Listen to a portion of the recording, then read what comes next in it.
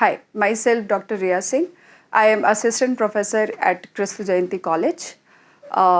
Today we are going to discuss about the IAS 23, that is borrowing cost. Here we will discuss that till now whatever we have learned. Basically we know that if any borrowing cost is there, very first what is the borrowing cost? If on any of the loan we are giving a interest or the other charges, okay, that is the borrowing cost.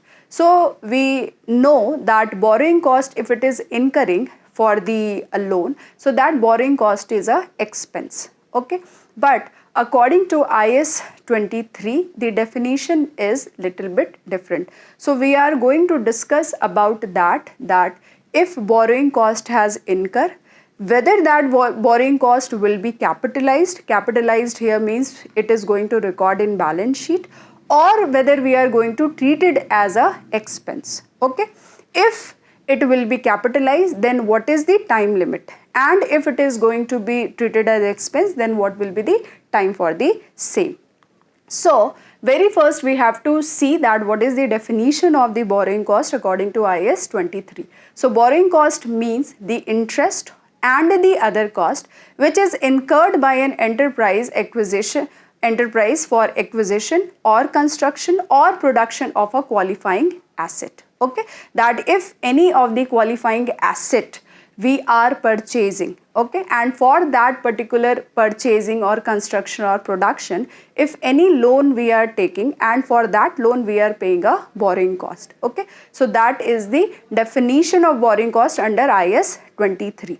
Now the following amount should be considered while computing the borrowing cost. What all that cost are? That interest on long-term or short-term borrowed funds, then finance charges incurred under finance lease, okay. If any asset we have taken under finance lease, so for that we have to give a finance charges. That also will come under the borrowing cost under your IAS 23.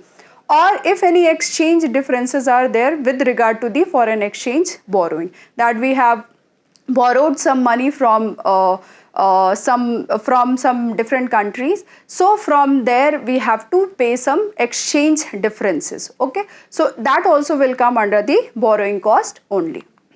Now what is that qualifying asset? Okay, for each and every asset we cannot treat that borrowing cost as the capitalized cost, okay. Some qualifying assets are there, for that only we can use it. So qualifying asset is an asset that takes substantial period of time to get ready for its intended use or further sale, okay. Here the substantial period means it is going to, that qualifying asset is going to take some time. It could be 1 year, it could be 2 years, okay. It is not going to finish under 1 day or 2 day only. When it is going to take a substantial period of time to get it to ready to use, then only that will be your qualifying asset. And if any this kind of qualifying asset is there, so for that whatever borrowing cost is incurring, that will be capitalized. It means it will be going to the balance sheet, okay. Now qualifying asset may be any of the following type depending on the condition. That could be your intangible asset which is under the development, or inventories other than the routine stock or the common stock. Routine stock or common stock here means which is for a resale purpose, okay. So if these are there, so that will be our qualifying asset. Now what could not be a qualifying asset? So inventories which are produced or manufactured within a short period of time, that is not a qualifying asset. If we are taking any loan for the same, so if any borrowing cost is incurring, that will not be capitalized, okay. Then assets which are not ready to use or sale at a time of acquisition, okay. So these will not be treated as a qualifying asset. Now if we have recognized that we have sure now these all are the qualifying asset, then how we are going to recognize it in our balance sheet? So an entity shall capitalize those borrowing costs that are in regard to the acquisition, production, construction or of a qualifying asset included as the part of cost of that asset. Any expense of borrowing cost incurred other than above shall be write off as expense in the year in which they occur, okay. So now we have to see as that capitalization of that particular borrowing cost will be there. So it will not be there for the whole period. Okay, for that period we have taken a loan. If we have taken a loan for 10 years, so that capitalization of that particular borrowing cost will not be continue with the 10 years. Okay, some specific time period is there. For that particular time period only we have to capitalize this borrowing cost. Okay, so what is that time period? So there will be a commencement of that time period and there will be an end or the cessation of that time period. So what is the commencement of time period? Basically 3 conditions are there and all the conditions must be met. Okay, very first condition is expenditure for the asset is being incurred. Okay, that what the qualifying asset we are going to take, for that expenditure has incurred. Just say example, we are going to construct a building. For that construction we have taken a loan. Okay, now on taking that loan, some expenditure on just constructing that particular building, some expenditure we have done. Just say example, architecture fee. Okay, so that is the expenditure. Now next condition is borrowing costs are being incurred. Okay, that already we have taken a loan, we have started giving a borrowing cost or the interest on the same. Okay, this also must start. Then third condition is activities that are necessary to prepare the asset for its intended use or sale are in progress. What the activity should be started. Okay, just example, if we have taken an example of building, so architectural plan has started. Okay, so that activity has started.